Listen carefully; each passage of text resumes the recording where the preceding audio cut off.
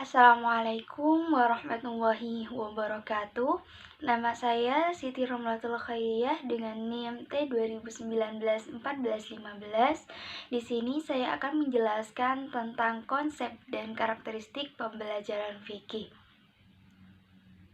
Seperti yang telah kita ketahui bahwa dalam konteks pembelajaran, fikih di sekolah adalah salah satu bagian dari pelajaran pokok yang termasuk dalam kurikulum pendidikan agama Islam atau PAI yang diberikan kepada siswa dan siswi di madrasah, khususnya di dalam madrasah sanawiyah atau MTS.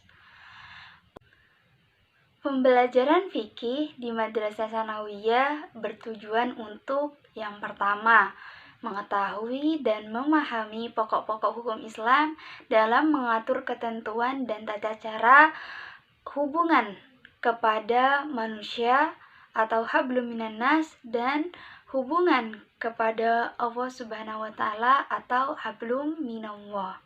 Dan yang kedua yaitu untuk melaksanakan dan mengamalkan ketentuan hukum Islam dengan benar dalam melaksanakan ibadah kepada Allah dan ibadah sosial tentunya. Dan adapun ruang lingkup pembelajaran fikih di sekolah ialah meliputi dari dua aspek. Yang pertama aspek ibadah dan yang kedua dari aspek muamalah. Adapun aspek fikih ibadah yaitu meliputi ketentuan taharah, ketentuan sholat, dan lain sebagainya. Sedangkan dalam aspek muamalah seperti contohnya dalam hal zakat, utang piutang, jual beli, dan lain sebagainya. Dan di dalam materi pembelajaran fikih dapat dikategorikan dalam materi yang berupa fakta, konsep, prosedur, dan prinsip. Adapun materi yang berupa fakta ialah materi yang berupa informasi tentang realitas, peristiwa, orang, tahun, tempat, dan jumlah ukuran, yang mana menentukan pada ingatan atau hafalan. Jadi jenis ini seperti contohnya waktu sholat, haji dan umroh, doa, zikir, dan lain sebagainya. Dan metode yang cocok untuk materi yang berupa fakta ialah seperti metode atau model pembelajaran membaca, menghafal, dan lain sebagainya. Sedangkan materi yang berupa konsep ialah materi yang berupa pengertian atau definisi yang membutuhkan tingkat kognisi pemahaman seperti pengertian puasa, sholat, taharah, jual beli, dan lain sebagainya.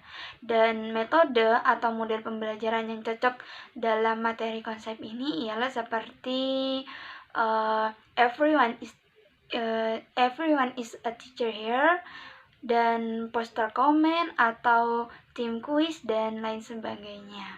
Dan selanjutnya yaitu materi yang termasuk dalam kategori prosedural atau prosedur, yaitu materi yang mana berupa urutan melakukan atau mengerjakan ataupun membuat sesuatu yang membutuhkan kognisi tingkat penerapan. Intinya dalam prosedur ini membutuhkan kognisi tingkat penerapan dan keterampilan. Seperti contohnya akad nikah, tawaf, sa'i, mulata jumroh, dan lain sebagainya. Dan adapun metode atau strategi yang cocok dalam materi prosedur ini, contohnya model everyone is teacher here, poster session, drill, praktek, dan lain sebagainya. Dan selanjutnya yaitu materi yang berupa prinsip atau termasuk dalam kategori prinsip, yaitu materi yang berupa hubungan antara konsep dan menggambarkan sebab akibat atau generalisasi Hukum yang membutuhkan tingkat kognisi yang tinggi, seperti analisa, sintesa, penilaian, dan lain sebagainya. Yang mana dari penggunaan kognisi yang tinggi dapat menjadi alat pembentukan kesadaran bagi siswa-siswi yang diajarkan. Sekian yang dapat saya sampaikan, semoga dapat dipahami dan dapat bermanfaat. Wassalamualaikum warahmatullahi wabarakatuh.